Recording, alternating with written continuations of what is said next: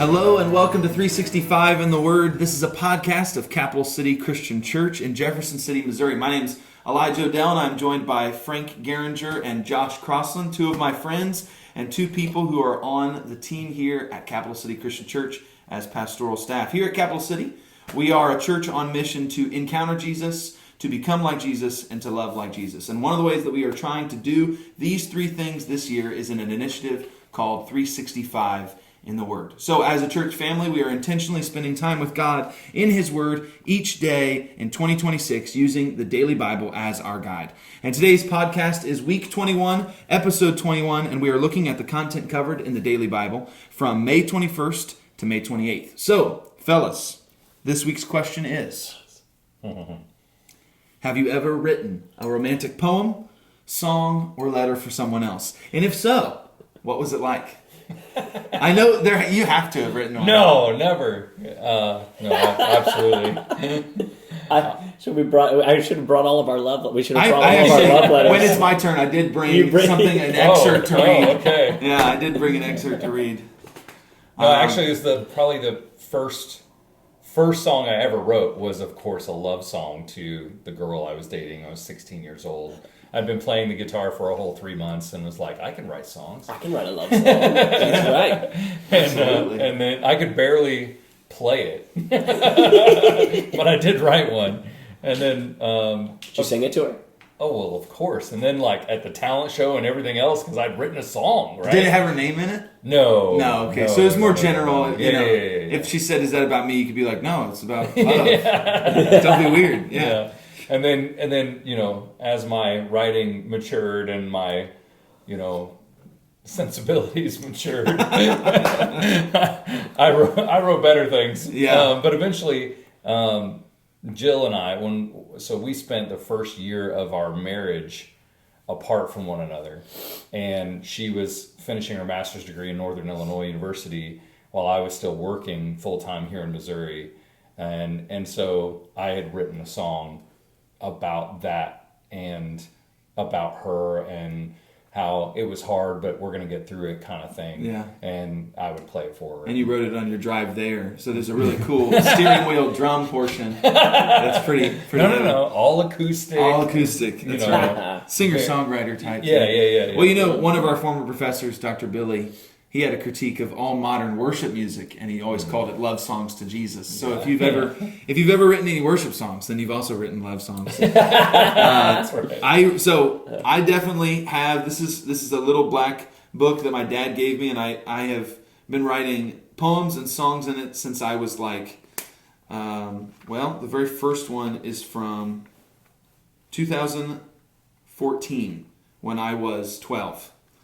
And it's terrible. I want to hear that. No, I'm not going to read that one. But, no, this one is from when I was 14, and it is called Summertime Daisy. So I'm going to...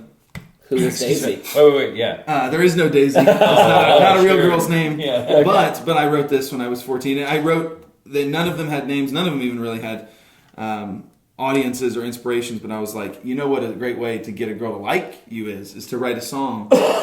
kind of open-ended, and then they'll think that it's about them, and they'll like it. Didn't work. It's actually not how I met my wife, but here's how it goes. She's a summertime daisy. Make a boy go crazy. I'm so happy that boy is me. Does she love me? Does she even like me? Man, I am so lucky to be planted next to a summertime daisy. And that's the whole song. I put some chords in here. Oh yeah, there you go. E minor, capo 4. I had the whole thing written up. Yeah, this was. There's nice. Some others. There's some others in here. Really glad. Right there. Yeah, it stays in a locked safe, so nobody don't try to sneak in and get this. You also do some poetry, don't you? Yeah, I like to do that, but most of the stuff, stinks, so I keep it to myself most of the time. But poetry is... It's really hard to not be pretentious. It's so subjective. Yeah, it's subjective. I mean, it can be... Yeah, it is really subjective, but it is also... There is objectively stinky poetry. There's objectively stinky poetry. But there's a right audience. Yeah, there's a right audience for it. There's a word, I think it's drivel, and it means like it just kind of sloppy. It's just like it just rhymes, but that's all. Like this, Yeah. like there's no real meaning. Yeah. But that's how you get to be good. Yeah. I mean, you got to write a get it bunch out of there. junk You know, before you can write something they say that's really that, gold, you know? They say sucking at something is the first step to being sort of good at something. That's wisdom. That's wisdom. It's not Proverbs, That's but not it is a proverb? wisdom. Oh, Yeah. okay. What about you, Frank? Did you ever write love songs? I did. I definitely wrote some love songs. Never poetry. I never really got into like writing poetry. I did.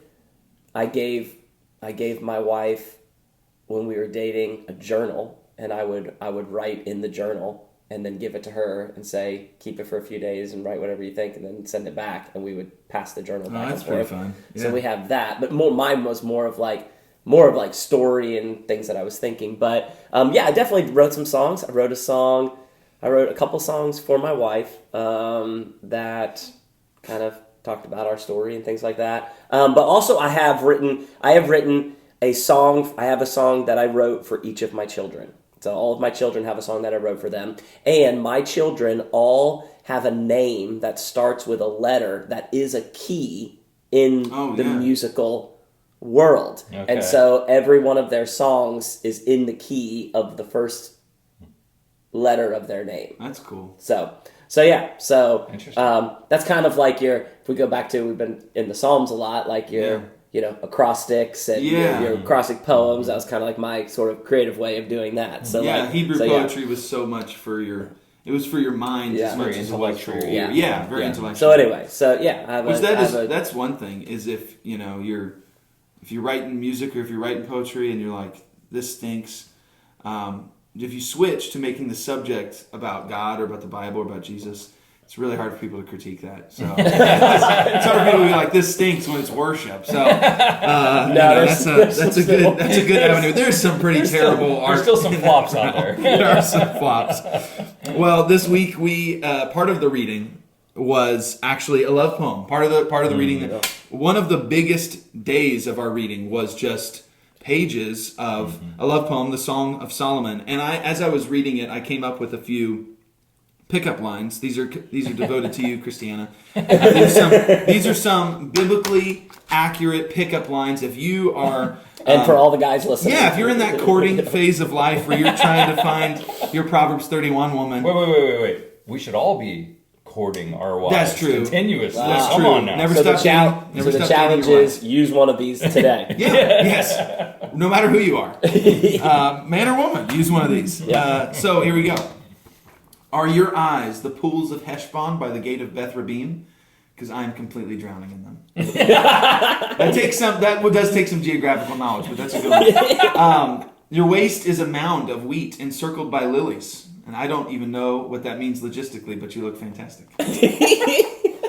Are you a tower of ivory? Because my eyes are completely locked on you. Is your name Damascus? Because your nose is as striking as a tower looking toward it. I think the nose is kind of an underappreciated feature in the Western world. But and this one's beautiful. This one actually is serious. You could get this put on you could frame this in your house.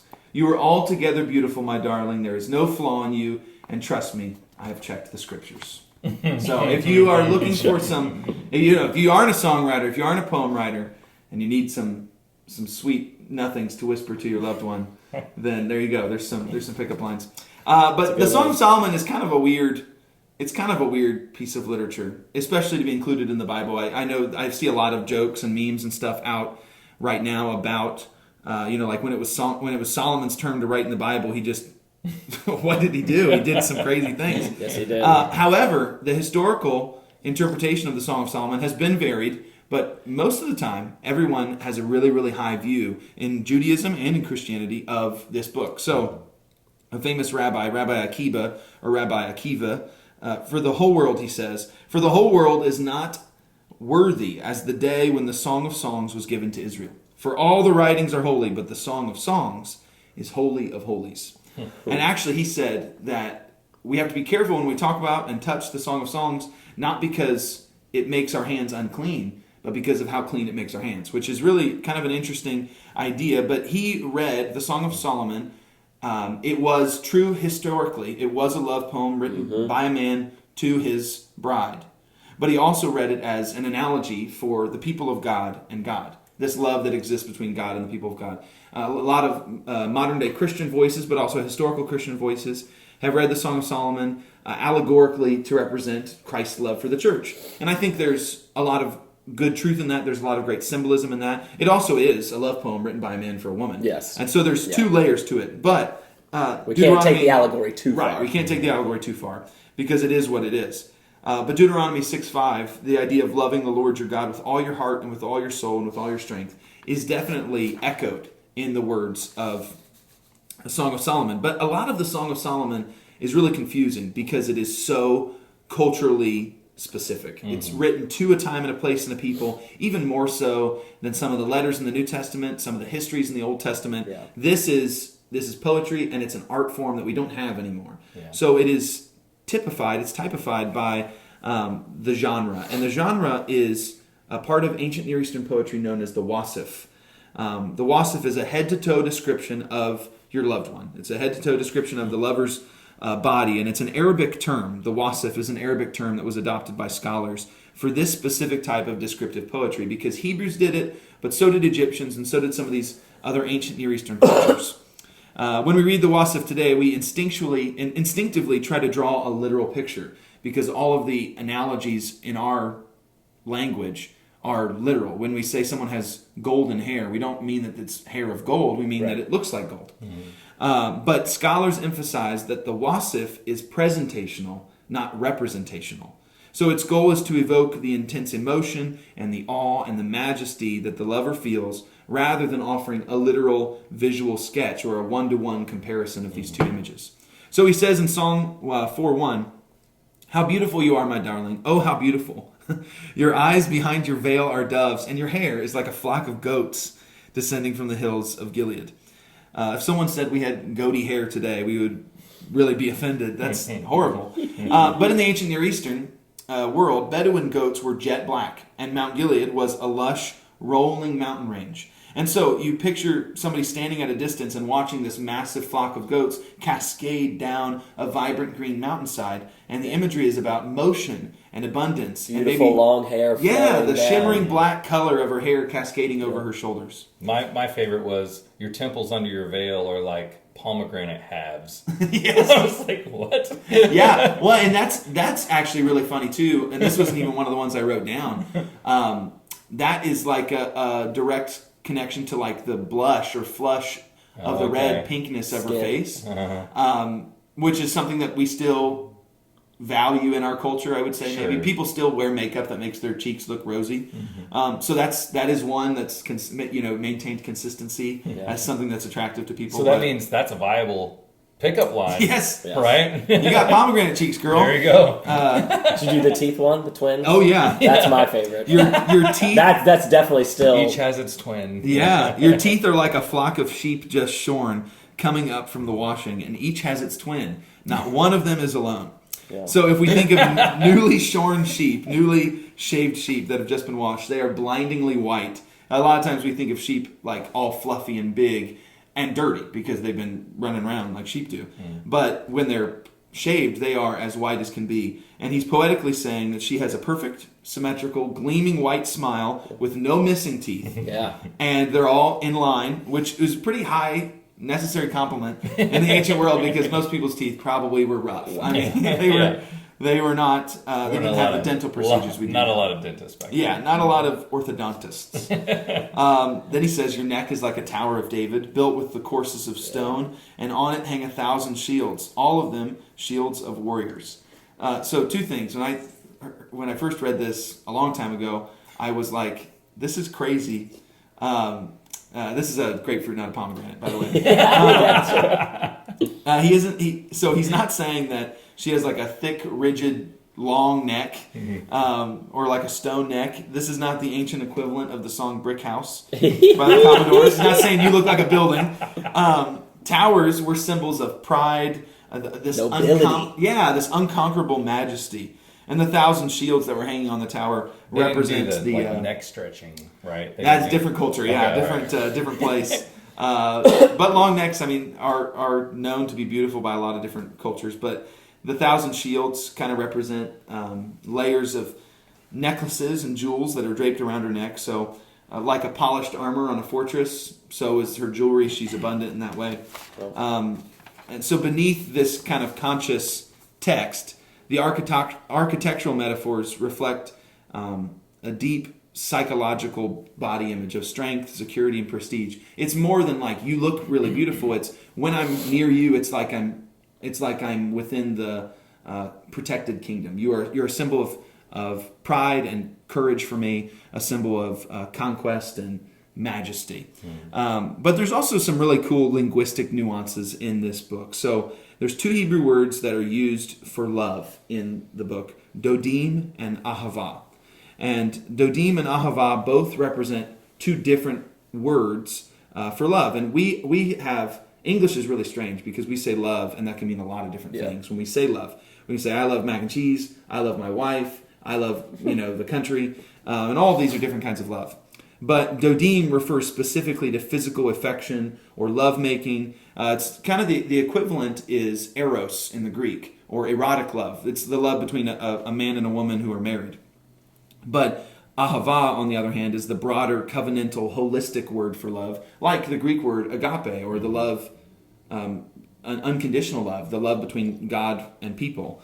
And so this poem masterfully weaves these 2 ideas together, dodim and ahava, suggesting that in this idealized relationship, this perfectly poetic relationship, because Solomon's life was a lot less clean and beautiful than this poetry is. Yeah. But in this idealized relationship, the fiery physical desire of dodim is perfectly anchored in a deep covenantal commitment of ahava. So it's not separated, it's not back and forth, it's interwoven, the 2, which is a symbol for marriage. Not just a symbol for the way that God loves the church, but a symbol for how we are supposed to love our spouses, which I think is powerful. And then this is the last thing that I just thought was really, really unique, and once again, very indicative of the culture and the context that this was being written to. So Song 8:6 says, "Place me like a seal over your heart, like a seal on your arm. For love is as strong as death, and its jealousy is unyielding as the grave. Its burning is like blazing fire, like a mighty flame." So in the ancient Near Eastern world, a seal, which is often a stone cylinder, sometimes we see things called steles or stels, which have a bunch of text on them. And that was like that was almost like a book. That was like the ancient equivalent of a book. Stele, a stel. But a seal was in the same form, but had a lot less characters on it. And it was the equivalent of a modern ID card or a signature. So the idea of a signet ring actually came from this idea of a seal, a big stone cylinder. And people wore them on a cord that would rest over their chest, over their heart, or it was bound to their wrist or on their arm, or they would use it as a ring, a signet ring. And they would stamp wet clay to authorize transactions or to sign documents. And this is actually a tradition, a historical tradition that's lasted all the way up into the modern world, where the signet ring was used to put into hot wax to seal a letter, and only the king had the signet ring. And now different clubs have signet rings, and it's a symbol of you have authority and authorization. So by asking to be his seal, the woman here is asking for his total identity, his authority, his unbroken devotion, to be intimately bound to her. It's a profound statement of absolute and unbreakable ownership, but not in the enslaved without a choice kind of way, but in a very deep covenant relationship. I am totally sold out to be yours. One of the most repeated and beautiful lines in the whole book is, "I am my beloved's, and my beloved is mine." And this idea of sealing something is exactly in line with that. You belong to one another. So it is strange, and there's no other book like it in the entire Old Testament or New Testament. James and Proverbs, they call each other like the equivalents of each other, wisdom books in the Old and New Testament. There's no New Testament Song of Solomon. And there's no Song of Solomon out there, not like this. It is very unique, but it also is a really important part of the history of Israel, but also our own religious history. I've heard people kind of categorize Song of Solomon this way. You've got Proverbs, which is wisdom for everyday life. Job is for when everyday life goes completely wrong. Ecclesiastes is wisdom for someone who is experiencing just the rationality of the world, just how meaningless so many things are compared to God. And Song of Solomon is how willing we take up this irrational love for somebody else, because there is no perfect person. But one of the blessings of our existence is that we are not alone, and it's not human beings. We're not created to be alone. It's not good for human beings to be made alone, and so that's why God gave us this kind of partnership and this union in marriage. And I know me, 10 months into marriage, I'm not really an authority on the subject, but it is encouraging, for this huge aspect of our experience, our human experience in life, to be echoed in the pages of Scripture. I think that's important, because otherwise I think there'd be a temptation to say, well, I've got my faith in this corner and I have my marriage in this other corner, and I can keep those things compartmentalized. And God wants them to be interwoven, just like Dodim and Al. So really, really, once you break through that initial, this is weird and uncomfortable, I'm reading somebody's journal, there's some really beautiful practicality to a lot of these deep dives here. So that's good. Yeah. What did you get into this week, Josh? Well, I was really captured by the Proverbs and just the wisdom in it, and the way that it's written, and the way LaGard kind of put it all together topically was really interesting to me. I found like this binary illustration throughout the Proverbs, so the contrasting illustration is very interesting. And it made me wonder why the writer would choose such extremes when trying to illustrate wisdom, right? Why all the way to one side and all the way to the other? It's all black and white. It's really interesting. And, you could almost use the Proverbs, this particular portion specifically, as like a scorecard. Yeah. And like, okay, where do I stand? The fool and the righteous. Yeah, where do I stand in all these areas? In fact, I made these cards, and I want everyone to... I'm just joking. I was like, it's the week of props. This is great. I love it. No, we're not going to do that. But I just thought it was really interesting, and it made me kind of really dive into it. So there are three in particular contrasting illustrations that I wanted to kind of hone in on and kind of bring some modern application to. So the three I wanted to look at was the rich and the poor, the wise and the foolish, and the diligent and the sluggard. Those are the three that really stood out to me. And when we start with the rich and the poor, like the typical understanding of rich and poor, right, in modern day understanding would be associated with success and with failure, right? While there are aspects of that in this writing, it really gets turned on its head when you read things like from Proverbs 11. It says, whoever trusts in his riches will fall. Right? So there is a success aspect of, well, if you do these things, you will be rich. But also, if you trust in your riches, you're going to fall. And then, meanwhile, it honors the poor person who walks in integrity. Yeah. Right? So it's not just about being rich or just about not being poor. It's also about living with integrity and not trusting in the riches you have. And so, like today's modern application, it helps us with perspective about how we should act towards the poor, towards money, towards wealth. And I like Proverbs 22 when it really brings down to the rich and the poor have this in common. The Lord is the maker of them all. We are all the created. Right? In God's perspective, we are all on equal playing ground, and we're all trying our best to be the best version of ourselves that God can make out of us. So, there is some wisdom in creating wealth and earning wealth, and there's some wisdom in how do you behave when you're poor and you can't get out of those circumstances. Like, you can find wisdom in both. And it's not necessarily a directive, you have to be rich or you shouldn't be poor necessarily. So I thought that was interesting. And then moving on to the wise and the foolish. So we might view this today, the wise, being associated with like education or IQ. Credentials. Right? Credentials. We might even think of like book smart versus street smart, right? Yeah. But really what this proverb is talking about is how a person handles correction. Like, how do you handle it when somebody is trying to help you by critiquing you or by criticizing you to show you the right path?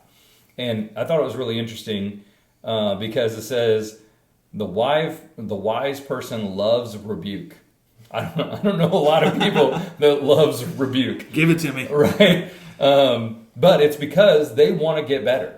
They don't want to stay where they're at. They want to continue to progress. They want to mature. They want to grow in this way. So, but a fool rages when they're corrected. They get angry. Yeah. They're not willing to take critique. Defensive. They think they know everything. Yeah. And we might actually take this even further and go, okay, well, how does that look like today? I mean, we might apply a wise person as like, well, an older, more experienced person versus like a young, naive person. But I think this contrast really could apply to any person at any age. Like, are you willing to be corrected? Are you willing to be a learner? Are you willing to be taught? Yeah.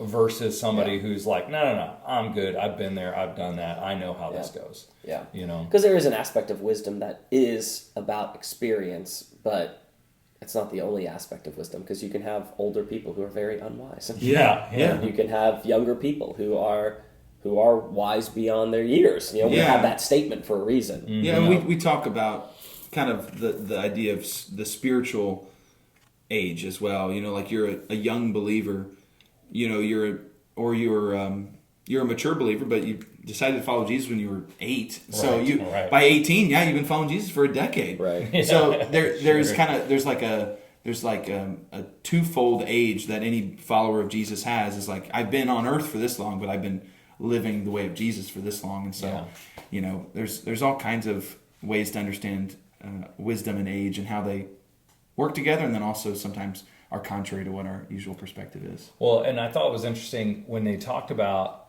the wise person, liking rebuke, but also loves the rebuker. Yeah. Right? I thought, what? Like, what does that mean? What does he mean by your love? critics. Like, what? Yeah. And thinking about, like you were talking about the different kinds of love, I was like, all right, what kind of love are they specifically referring to? And I guess the Hebrew word, might have to help me with pronunciation. Okay. Ahab. Oh yeah. Ahab. Okay. Yeah. Okay. Yeah. Exactly. So essentially, this agape, yes. And it was the same word used when it's like a deep admiration. Yeah. When Abraham was describing his love for his son Isaac. Yeah. It was agape love. It was, in the Greek, but Ahab in the Hebrew. This is the same kind of love a wise person has for a mentor, right? It's this deep relational, sacrificial love toward, like, I would do anything for them because they're helping me be better. Yeah. Right? I thought that was cool. that is really cool. Interesting tie there for someone who loves rebuke. Right. I thought that was really strange. And a little modern application here. We've all seen examples of this in Proverbs 18:2. It says, "A fool finds no pleasure in understanding, but delights in airing his own opinions." It just made me think of social media, and I would adjust it and be like, or in modern times, airing others' opinions as their own, where they copy and paste or repost and be like, yeah, this right here. So I thought that was interesting. We live in a world where everyone feels like everyone is curious about what they think. When nobody really cares. All right, and then the last... we say as we make a podcast for people to listen to.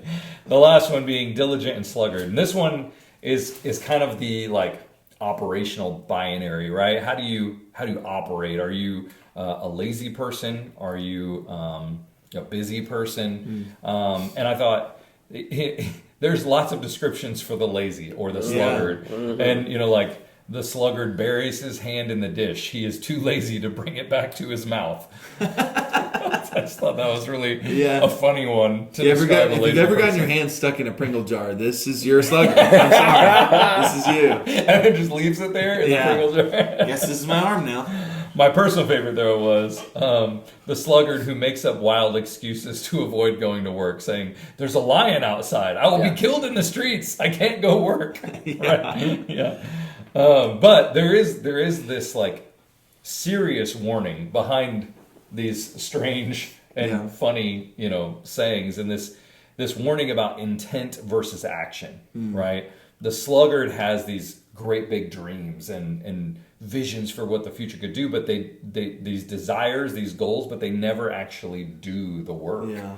And so there's this caveat for us today, right? The modern sluggard doesn't necessarily sit on the couch all day and do nothing. In our world, the sluggard manifests as someone who is incredibly busy, but just doing the wrong things to avoid doing the hard things, right? We invent these lions in the street kind of excuses with endless planning and administrative clutter just to avoid the actual deep work that God has called us to do. And diligence in this sense isn't just about the hustle either.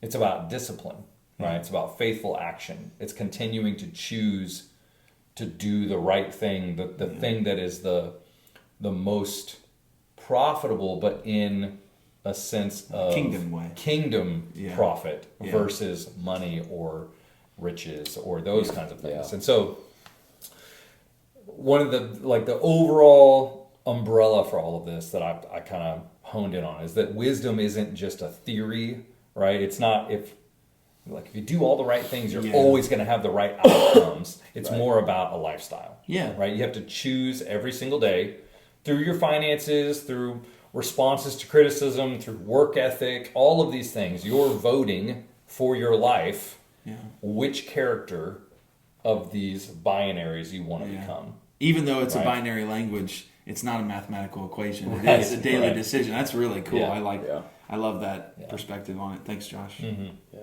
What about you, Frank? What do you got for us today? I want to go back to the life and the story of King Solomon. A couple weeks ago in episode 19, I talked a little bit about when Solomon asked God for wisdom, and he wanted wisdom, and what a beautiful request. And so Solomon, of course, he had the height of influence, he had the height of wisdom, as we're talking about here. Obviously, he wrote many of the Proverbs, and many of the Proverbs and the things that he wrote, Song of Solomon, a lot of them, the foundation of them were Solomon saying, when you do it God's way, it's better. It's better for you. That's essentially what Solomon was getting at with a lot of the wisdom literature that he penned. But then Solomon doesn't take his own advice, really. I mean, and we read in our reading this week in 1 Kings chapter 11, we read about Solomon's glory fading. And even at the height of wisdom, the height of riches, the height of blessing, the height of influence, Solomon then begins to drift. And not suddenly, but slowly. And we read in 1 Kings 11 that his loves become disordered, and he is then led to this divided devotion, which ultimately leads to his downfall. And so even if you are living wisely, like you said, it's a daily decision, a decision that you have to make every day, because you can choose to be a fool one day. It's just because you're wise doesn't mean, I've reached wisdom and now I'm good to go. And in fact, no wise person would say that that's the reality. Right. But many times, we can feel like, we've reached it at a certain point or a certain age, but then we actually drift away from wisdom. And that's what happens in the life of Solomon here in 1 Kings chapter 11. So a couple things that I think we can think about in our own lives that to learn from the story of King Solomon. Number one is that small compromises become spiritual drift. Solomon did not abandon God overnight. He had these accumulated compromises. Verse 1 of 1 Kings 11 tells us that he loved many foreign women.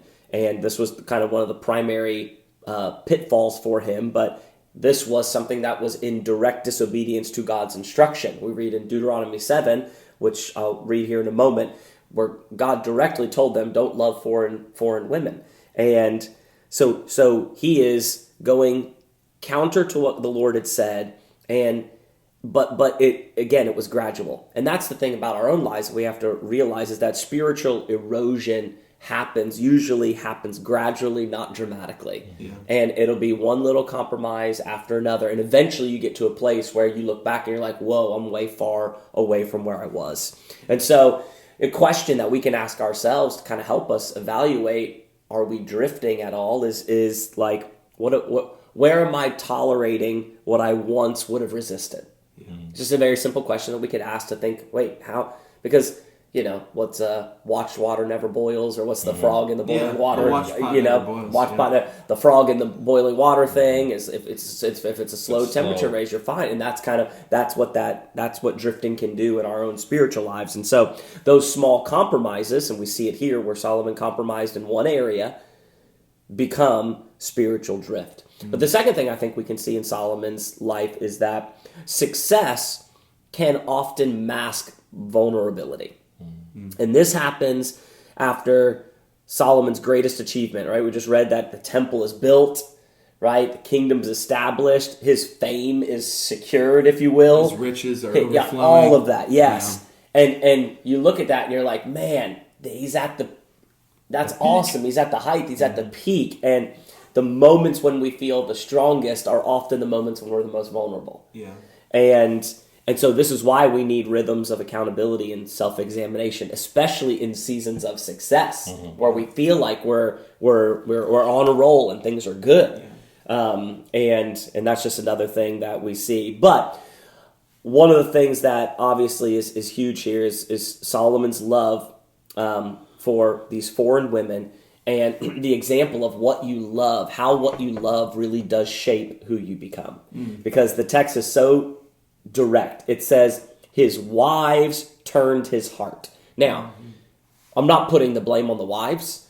I don't think that's what this language means. I mean, Solomon obviously chose. He was loving, and because of his love and devotion for all of these foreign wives, that's what turned his heart. It wasn't like the wives were the ones that caused it. It wasn't like he didn't have any culpability. God's whole design in the command wasn't to maintain ethnic purity. Yes, right. It was because when people started loving people, they also started loving all the things that came with them, including their gods. And so now Solomon's heart is divided. Yeah. And so the concept of, always evaluating what do we deeply love? What do we deeply love? Are my deepest affections still centered on God and on God's righteousness, on God's wisdom, and on God's way?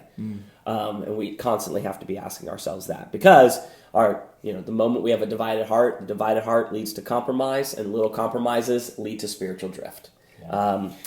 When you think about Solomon, who has all this wisdom that's been gifted to him by God, right? And you think about the way we as humans drift, like we start to justify things, like we're going to justify this, we're going to maybe if I build this temple to this God way outside the kingdom, I deserve this. Well, I wonder. Well, I mean, to this other God. If it's really far away, it doesn't. I wonder what his justification was for the way that he drifted.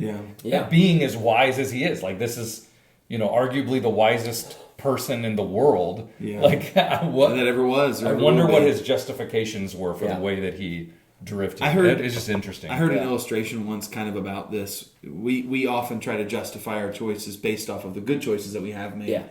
And so I heard this preacher, he brought up this guy from the crowd, and he was like, me and whatever his name, we go to the same gym.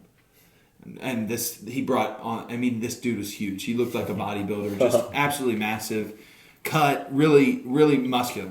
And the preacher wasn't super out of shape, but he was just a normal looking guy. And he was like, when I go to the gym, I say, oh man, I went to the gym today. I think I deserve a milkshake. Or I deserve a job. I went to the gym today. Yeah. When he goes to the gym, he says, no, I can't have that. I went to the gym today. And so he said he uses his choices to justify his continued pursuit of this healthy lifestyle. I use my healthy choices to justify my unhealthy choices, and it doesn't work like that. It's the same way in our moral life. We don't walk the way of Jesus so that we can take a few steps off the path here and there. We walk the way of Jesus to further entrench ourselves in His lifestyle. Yeah, and I think it is. I do kind of wonder though, what was he saying to himself? Wow. What was his justification? Because if he did have all the answers, then how did he get it so wrong? Right. Oh, man. Well, and that is, again, finishing well requires ongoing surrender. Yeah. That daily surrender. Solomon started incredibly well, and it's awesome. You can see that. You see the blessings of that, but he didn't finish strong. Yeah. My mom would always tell us, kids growing up, and she even does it now. Finish strong. Like Yeah. when you're getting toward the end of something, finish strong. But a strong start doesn't guarantee a faithful finish. Yeah. And that should be a warning for all of us, Yeah. that we need to make sure that we are prioritizing endurance, daily faithfulness in our lives. And so Solomon, again, it's a beautiful story, but such a story where we can learn a lot, both on the positive, but also there's a lot of warnings for us in our own lives as far as what does spiritual drift look like. Yeah. Now, I do want to say just a couple things really quickly, because I've talked to a few people who have asked some questions about all of these women, all of these wives. Yeah. And even when you're reading in the Old Testament, and I don't want to necessarily talk about I'm going to talk about Solomon, but like just the idea of, man, you have all these people in the Old Testament, even the people of God, kings and leaders who have all kinds of concubines and all kinds of wives. Like, how do you harmonize that with God's, one man, one woman design of marriage in Genesis chapter 1 and verse 2? So really quickly, just a couple thoughts. And we've said this multiple times on the podcast. We'll keep saying it. It's important. There are things in the scripture that are descriptive and not prescriptive. Sure. Okay? Yeah. So the Bible often describes what happens without endorsing it. And so Solomon's marriages are reported in his story, not celebrated or promoted. Yeah. Right? It's just, this is the history. In fact, when we read 1 Kings 11, we see the negative consequences. So the narrative itself critiques Solomon's choices. Sure. Okay? But God's design was clear from the beginning. Genesis 2:24, one man, one woman. Deuteronomy 17:17 says, God said, he must not take many wives or his heart will be led astray. So again, we know Solomon was in direct violation of God's stated will. Now, we also have to understand historical context, because you can't divorce it from that. Mm-hmm. In the ancient Near East, kings always married multiple women to form political alliances. Yeah. That was just normal. More wives meant more power, more security, more influence. So many of Solomon's marriages were often strategic. For example, his marrying Pharaoh's daughter. That was a strategic marriage. It was culturally normal, but spiritually dangerous. And it was more legal than it was anything else. It was more legal than it was romantic. It's still, that doesn't justify it. Yeah, sure. But it wasn't what we think of marriage as today. It's like signing peace treaties. Yes. Is the way that this and there are still kingdoms and tribes and cultures that do this today. Yes. This isn't just an ancient idea.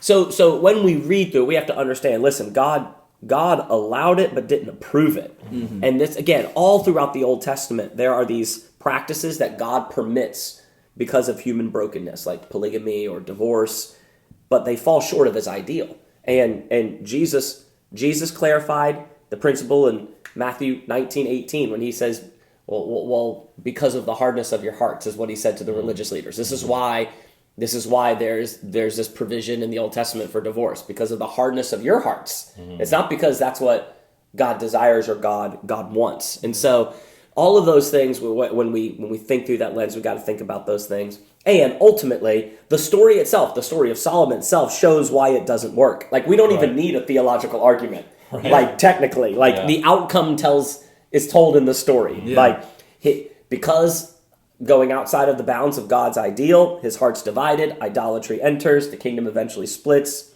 The Bible lets the consequences preach, if you will. Right. So we don't even necessarily have to come up with an argument or an explanation, but those are just a few thoughts, because that question often comes up of like, man, you see all these people in the Old Testament having all kinds of wives and concubines, and how do you justify or harmonize that? Those are just some thoughts to add to that conversation. Yeah. I was when you were talking, I was kind of thinking about how some people will describe, like a really successful person, they had a meteoric rise. Mm-hmm. But the thing about meteors is that they usually either explode in flames or they crash into a planet. If Solomon really did a meteoric rise, he also had, unfortunately, a meteoric fall where he exploded and crashed into a planet in a lot of ways. And I love how the Bible is on. See, Solomon didn't have 700 wives because God wanted it. He had 700 wives because he stopped listening to God. Right. Yeah. Right. And because God allows us to make our choices. Mm-hmm. But I love how the Bible is so honest about human failure, even in some of its greatest leaders. It doesn't sugarcoat it. If somebody was making the perfect religion, it would never show flaws Yeah. of one of the historical ancestral leaders. It would always put them in the perfect light, as many other world faiths do. Yeah. That's what makes this so different and so true. Right. Yeah. That's everything that we have this week. But I do want to close with this quick question for you all, and maybe for you to think about as well. Anybody who's listening, we are just under halfway, but we have 21 weeks that we've been reading, and that's really exciting. It's awesome. And we have been consistently encouraged, I think, as a staff and as a church, by all the people who are participating, even people who are jumping along part of the way through. But there is still so much more to go. So my question for you is, what are you looking forward to when it comes to 365 in the Word? For the rest of the year, what book, what chapter, what character, what are you looking forward to when it comes to reading Scripture as a church community? I am really excited to get into the prophets in a chronological order. Yeah. Last year when I read through the Bible, I didn't read it in a chronological order, but I think that I like the prophets, but sometimes it gets confusing of like, where are they prophesying? At what time is this and all that? Yeah. So doing that within the chronological order is kind of the next thing that I'm really looking forward to personally. I think that'll be one of the places where we see, oh man, this really is so different than a typical book-by-book Bible, because we're going to be reading Kings right alongside Amos and Micah and all of these post-exilic prophets and stuff, and we're going to see, that's what he's talking about, is these kings who are horrendous. Yeah, exactly. The context is all there. It's just, across the book. So that is going to be really, really cool. It's been fun to dive into maybe things that aren't always preached on just because they're not the most preachable things, but man, are they incredible for our life. So what about you, Josh? I think the New Testament, seeing the New Testament chronologically, and this conversion of the Gospels all together into one passage, like into one continuous harmony script, and even into Paul and Timothy's timeline and all of that, going chronologically through all of that, I think is going to be really cool. Yeah, absolutely. I think I'd agree with that. The two things that came to mind were, because what we have left of the Old Testament is the prophets, so that's exciting, and I think there's so much practical ways of living that we can glean from the prophets, ways that we care for other people in the world around us, but also we have just been getting foreshadowing and tastes of Jesus to come, the Messiah to come. So when we do get to the Gospels, I'm just excited to be walking with Jesus again, narratively like that. Of course, we're all walking with Jesus as we study like this, but just to spend time in those stories, in those passages, and then, like you said, to see the letters and the history of Acts interwoven. It's going to be awesome, and I'm excited. Yeah. I'm excited. And just an encouragement to everybody listening, finish strong. We've started something really big, and this is really cool that we're doing this. And no doubt there are days where it's like, dude, I did not plan on reading a wasif today. This is not really what I wanted for my quiet time. I really would love to just see a miracle of Jesus, and we are going to get to those. Yeah. And those are going to be extremely impactful. But there's a reason that God gave us the Bible that He did, and I think we're getting all that we can out of it. So I'm excited. I know that so many others are excited and getting a lot out of it. But don't forget to finish strong just as well as you started. So thanks for being here, and thank you, Frank. Thank you, Josh. And we will see you next week.